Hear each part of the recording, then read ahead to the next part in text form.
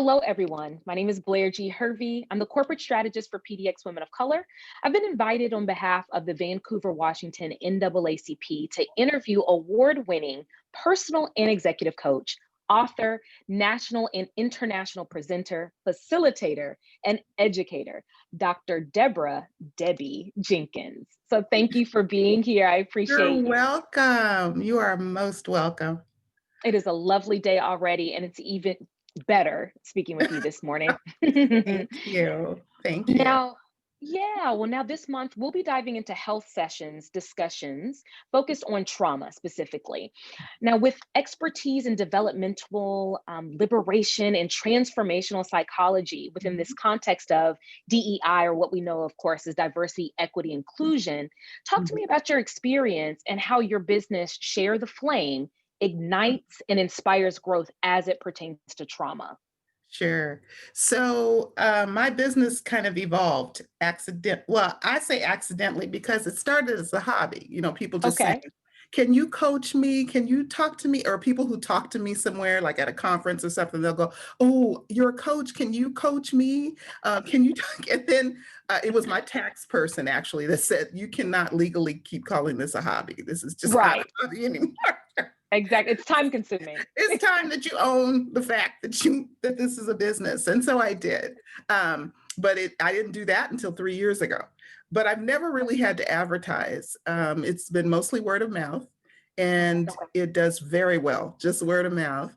And what I do is I work with companies for equity consulting, and I work with companies as speakers or whoever would need me. And then I also do coaching with women who I call historically resilient women, us Black and Oh, Brown women. Um, yes. and I do work with them to remind them, first of all, that they're historically resilient, that they're already got it together. What Yes. they need is to be able to have language to that togetherness, and that working with me can help them to unite those strengths at the intersections so that they can be able to go out and impact people and the gift that they were put here on earth to do. So Ooh. that's what I do. Well, I love that. That is powerful. And I love how that helps us triumph over this Mhm, trauma and the trauma mhm. that we actually experience, Exactly. especially Without with. discounting it. Absolutely, absolutely. Mhm, We own mhm. it, we embrace it, and then we Uh-huh. use that to ignite that flame. I love that. I love that play on Exactly. words as well. And so when I think about, all of the different levels of trauma and the things that we are experiencing, not only as Black women, but as a community as a whole, I think about collective trauma. And I had the opportunity to do some research from, some of the talks that PDX Women of Color have hosted with 2028 canceled. And so what I learned is that collective trauma is a traumatic psychological effect shared by a group of people of Yes. any size, Mhm. up to and including an entire society. Yes. So, with those traumatic events, they're witnessed by this group or witnessed by society, and it can Mhm. stir up collective sentiment. So, all start to feel a very similar way about what's going on. Yeah. And I would be remiss to say that we're not, or I would be remiss to say, if I didn't say it, that we weren't experiencing trauma on many different levels. So I'd love for you or to invite you to actually answer that question. What are the levels of trauma, and how are we experiencing collective trauma due to COVID-19 specifically? Well, that's a very loaded question because Sure.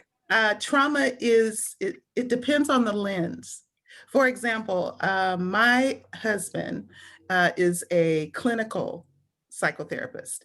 So Okay. his lens would look different than mine. He would probably say, well, there's acute trauma, there's chronic trauma. Acute trauma is like a stressful, dangerous event, like an Okay. event, and or a chronic trauma where it's repeated events, something Mhm. like bullying or domestic violence or child abuse. Then Okay. he would probably say the complex level of trauma, which is deeper. It's like exposure to multiple layers of Mm. traumatic experiences. But for me, one of the things that I look at is development. And so from a developmental lens, which is a psychological developmental lens still, Mhm. I look at Resmaa Menakem's definition of trauma, where he layers Okay. it as the hip theory. It's historical trauma, intergenerational trauma, it's institutional persistent trauma. We're looking at personal trauma.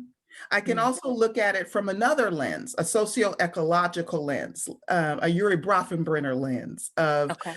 the chronosystem lens of how does trauma impact us, you know, on the as an ongoing layer of trauma, a repeated event, or looking at it as a meso system or a macro system, even. Let's start there. A macro system level with what is happening in our society that's impacting us traumatically. Yes. And then also I can look at it from a chrono-systemic level of connecting those layers, those two layers together. Like, how does history impact society? And then looking at it as a mesosystem, how does it impact the environments that we connect with, like schools and medical and all of those different layers that impact us within our immediate systems? Or, for example, how do parents connect with teachers? How do children connect with teachers? And then the microsystem level, which is a look at the immediate family. You know, how does our family deal with trauma? So I look at it from that layer too, but I also look at it in an interpersonal trauma sense. So I'm looking at it at how it impacts us. Like, for example, subtle acts of exclusion, which most people call microaggressions. I like subtle acts of exclusion better, because of the fact that when you say micro, people tend to discount it a little bit, assuming it must be a small thing or something that's not as impacting. But I think about micro assaults, they're trauma, micro insults are trauma, micro validation is trauma, and let's not forget gaslighting. Oh yeah. Oh my Yeah, goodness. Making right? me feel like I'm crazy. Yes. Right? That is me, that it isn't real, like the conversation about systemic racism. I'm experiencing it, but yet the conversation is that it's not real, that it's Right. Or made that it's up. not nearly as important. Right. Yes. And see, gaslighting is strong because it can impact us on an unconscious level and on a malicious level. It can actually, the stages of it can grow from something as light as, you know, just a lie or an exaggeration to actually escalating to a challenge or even malicious intent to see someone hurt. So trauma, it depends on who's looking at it Okay. and then how it can impact us.